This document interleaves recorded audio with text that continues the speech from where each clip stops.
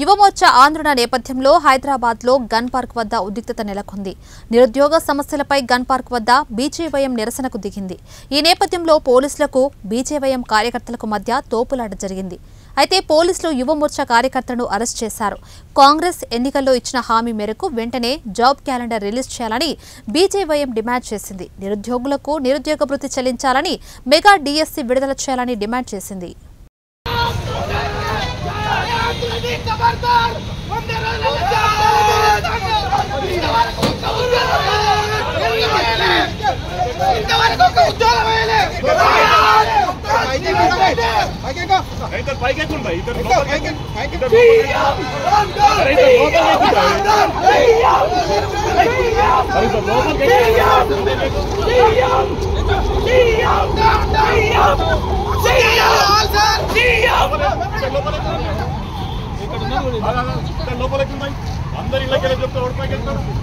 ప్రభుత్వం వచ్చిన తర్వాత 100 రోజుల్లో నిరుద్యోగులకి 4000 పదాల నిరుద్యోగ వృత్తి ఇస్తా ఉన్నారు.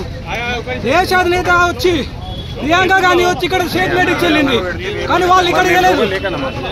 కాబట్టి కాంగ్రెస్ గవర్నమెంట్కి హెచ్చరిక చేస్తున్నాం.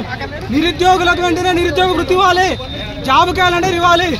ఉద్యోగ అవకాశాలు కల్పించకపోతే బీజేవైఎం తరఫున ఇదే హెచ్చరిక జారీ చేస్తున్నాం. ఈసారి అరెస్టులు ఉండవు, డైరెక్ట్ గా అసెంబ్లీ పుట్టడం జరుగుతుందని కూడా హెచ్చరిస్తాను.